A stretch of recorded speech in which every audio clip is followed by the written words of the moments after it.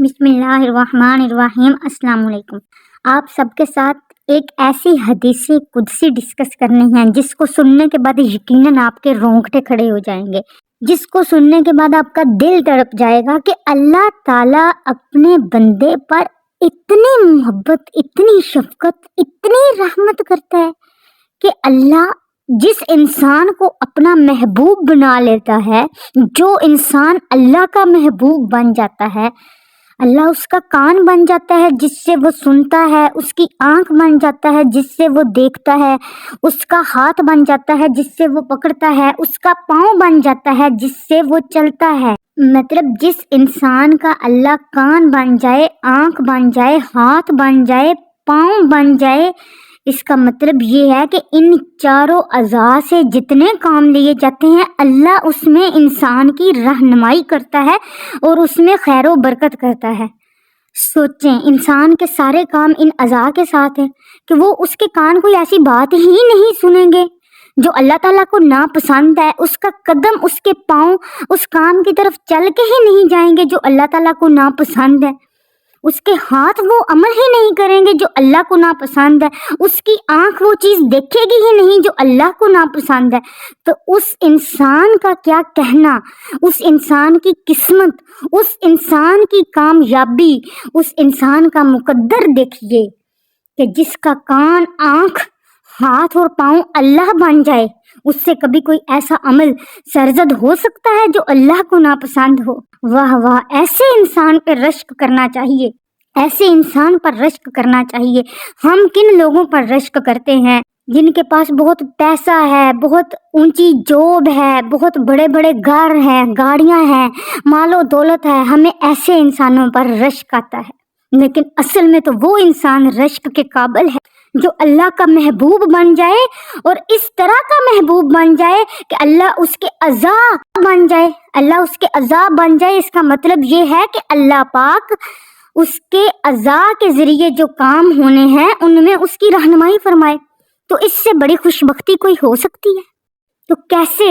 ایک انسان یہ مقام حاصل کر سکتا ہے؟ حضرت ابو ہریرہ رضی اللہ تعالی عنہ بیان کرتے ہیں کہ آپ صلی اللہ علیہ وآلہ وسلم نے فرمایا کہ اللہ تعالیٰ ارشاد فرماتا ہے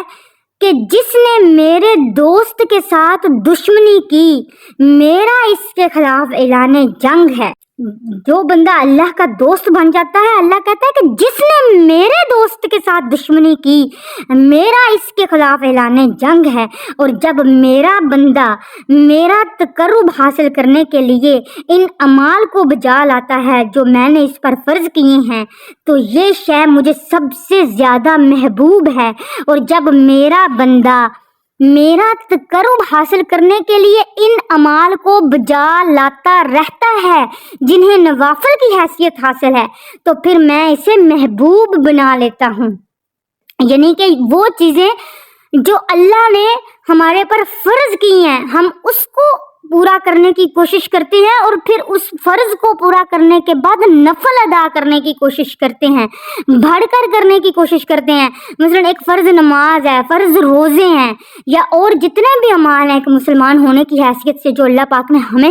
فرض کیے ہیں ہمارے پر، جب ہم ان کو خالصتاً اللہ کو راضی کرنے کے لیے، اللہ کو خوش کرنے کے لیے وہ اعمال کرتے ہیں، پھر ان کے بعد ہم اس سے بڑھ کر کرنے کی کوشش کرتے ہیں۔ مثلا فرض نماز پڑھ لی تو نفل ادا کرنے کی کوشش کرتے ہیں، فرض روزے رکھ لیے تو نفل روزے رکھنے کی کوشش کرتے ہیں، یا جس طرح زکوٰۃ وغیرہ ہمارے پہ فرض ہے، اپنے مال کی نکالنے کے بعد ہم صدقہ دینے کی کوشش کرتے ہیں، اللہ کی راہ میں فی سبیل اللہ خرچ کرتے ہیں۔ تو اللہ کہتا ہے کہ جو بندہ اپنے فرائض پورے کرنے کے ساتھ ساتھ نوافل کو کرتا رہتا ہے اور باقاعدگی سے کرتا رہتا ہے، تو میں اسے محبوب بنا لیتا ہوں۔ پھر جب میں اسے محبوب بنا لیتا ہوں تو پھر میں اس کا کان بن جاتا ہوں جس سے وہ سنتا ہے، اور اس کی آنکھ بن جاتا ہوں جس سے وہ دیکھتا ہے، اور اس کا ہاتھ بن جاتا ہوں جس سے وہ پکڑتا ہے، اور اس کا پاؤں بن جاتا ہوں جس سے وہ چلتا ہے۔ اور اگر وہ مجھ سے کچھ مانگتا ہے تو میں وہ شے اسے ضرور عطا کرتا ہوں، اور اگر وہ میری پناہ چاہتا ہے تو میں اسے اپنی پناہ بھی ضرور دیتا ہوں۔ اور جو کوئی کام بھی میں کرتا ہوں، اسے کرنے میں مجھے اس طرح تردد نہیں ہوتا جس طرح مومن کی جان لینے کے بارے میں تردد ہوتا ہے، کیونکہ وہ موت کو ناپسند کرتا ہے، اور میں اس بات کو ناپسند کرتا ہوں کہ اس سے کوئی برائی پہنچے۔ واہ واہ، کیا کہنے ایسے انسان کے کہ جس کی جان قبض کرتے ہوئے اللہ پاک کہتے ہیں کہ مجھے تردد ہوتا ہے، کیونکہ کوئی بھی بندہ چاہے وہ کتنا بھی نیک ہو موت کو پسند نہیں کرتا، موت کی آنے والی تلخیوں کو پسند نہیں کرتا۔ تو اللہ پاک جس انسان کو اپنا محبوب بنا لیتا ہے، جو انسان یہ درجہ حاصل کر لیتا ہے کہ وہ اللہ کا محبوب بن گیا ہے، تو اللہ کو اس کی جان قبض کرنا بھی اچھی نہیں لگتی۔ کس وجہ سے اچھی نہیں لگتی؟ کہ کیونکہ وہ اللہ کے اس بندے کو اچھا نہیں لگ رہا ہوتا، تو اللہ کو اپنے اس بندے کی جان قبض کرتے ہوئے بھی تردد محسوس ہوتا ہے۔ اور کیوں محسوس ہوتا ہے؟ کیونکہ اللہ کا وہ بندہ موت کو پسند نہیں کرتا۔ سبحان اللہ، اللہ پاک ہمیں یہ توفیق دے، اللہ پاک ہمیں اتنی ہمت دے،